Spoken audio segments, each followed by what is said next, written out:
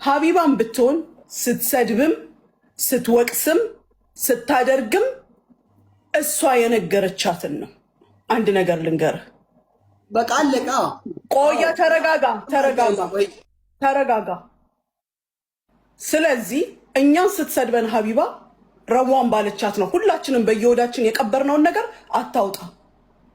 ጸጥ ብለናል፣ ይቅር ብለናል፣ ትተናል፣ አልፈን ያውላችሁ። ችግር ይሄ ነው።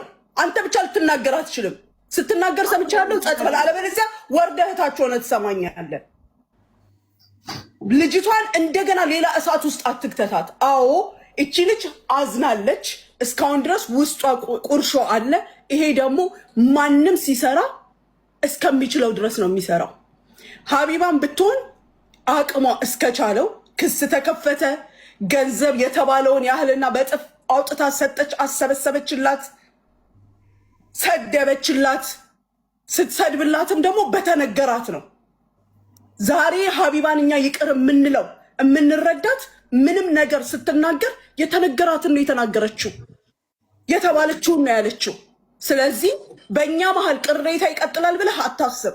የእኛ መታረቅ ወይም በቀደም የተናገርካቸው ንግግሮችን ታስታውሳለህ። ሊያናድድህም ሊያስቆጣህም አይገባም።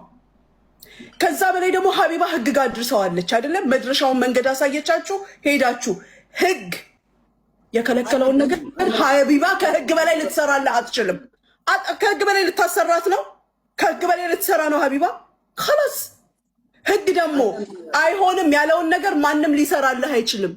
በፈለጋችሁት መንገድ እናንተ እኮ ወረቀቱን ራሱ አምናችሁ አትቀበሉትም። ችግሩ ከትላንት ወዲያ ታሜ አንብቦ ነግሯታል አይደለ? እንደ እያንዳንዱን ነገር የተዘጋ ኬዝ ከፍተሽ ተከራከሪልኝ ነው።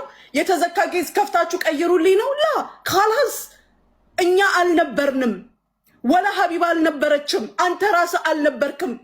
እሷ ናት በደሏን የምታውቀው አይደለም? ሰው ላይረዳት የቻለውን በደሏን፣ ሰው ያላየላትን በደሏን ለምን ለፈጣሪዋ አትነግርም? ለምን ፈጣሪዋን አሳየኝ አትለውም? ትላንትም ስልህ ነበር። ካላስ አቅም እኛ እንኳን እጃችንን አነሳን አይደለም? ሀቢባ ግን አቅሟ መጨረሻው እስከተባለ ድረስ ሳሪን፣ ታሜን፣ እኔን ስንት ሰው ከፍ ዝቅ አድርጋ ሄደችላት። ካላስ መቆሚያ ቦታ ላይ የሰው ልጅ ይቆማል። ቆመች፣ ሰው ናት። አሁን ከዛ በኋላ ደግሞ እንደገና ተመልሶ ለምን አልጨረሰችልንም? መንግስት ገልብጥ፣ ተነስታ ሄዳ መንግስት ትገልብጥ፣ የኢመራትን ህግ ትቀይር። የለም መተ እኔ ጋም እርጅኝ ብትለኝ ዛሬ ህግ ልቀይር አልችልም። ነግሬሃለሁ። እኔ እዚህ ውስጥ እጄን አላስገባም። ነገ ሀቢባ የሰራችውን ነገር አፈረሽ ነው የምባለው። ምክንያቱም አንድና አንድ መፍትሄው ምንድን ነው? እሷም ክሷን ማውረድ አለባት፣ ከሳሾቿም ህጋቸውን ያወርዱላታል። ይሄንን ባደርግ ደግሞ ምንድን ነው የሚባለው? ሀቢባ ለፍታ አበላሸሽባት። እንደገና ትታያይዞ ይሄ ሁሉ ነገር ሀሳብ ሁሉ እኔ የገለጽሽው። አዳምጠኝ፣ አስጨርሰኝ። አሁንም እናንተ በደል ካለባችሁ ሰውን በመወንጀል ወይም ሰውን ግዴታ አለብህ በማለት ሳይሆን ኻላስ እናንተ የድርሻችሁን ተወጣችሁ። አሁን የቀረውን ነገር ለአላህ እንሰጣለን። ስጡ ለአላህ ለፈጠራችሁ። ያ ሁሉ በደል ሲደርስባት እውነትም ይሁን ውሸትም ይሁን ሆነም አልሆነም ያየው አንደኛውና ብቸኛው ፈጣሪዋን ትስጠው፣ ነገሩን ትስጠው። አያይም፣ አይፈርድም። ስንቱ ነው ያልታየለት በደሉ አመታት ቆይቶ ሀቁ ይወጣለት? ስንቱ ነው በሰከንድ ውስጥ ሀቁ ይወጣለት? እናንተ አላህን በእኔ በታሜ በሀቢባ ወይ በሳራ ታጋራላችሁ? እኛን የፈጠረውን በስ ካላስ ለአላህ ስጥ።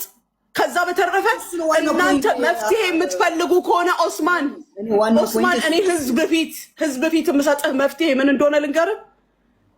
ክሳችሁን አንሱ፣ ከሳሻችሁም ክሳችሁን ያንሳ። እኔ ይኸውልሽ ማለት አላህ ይፍረድ ብላችሁ ዝጉ ፋይላችሁን፣ ሰላም አግኙ፣ እኛም ሰላም እናግኝ። አለቀ። ይሄ ነው ያለው ነገር የሚሆነው መሆንም የሚችለው።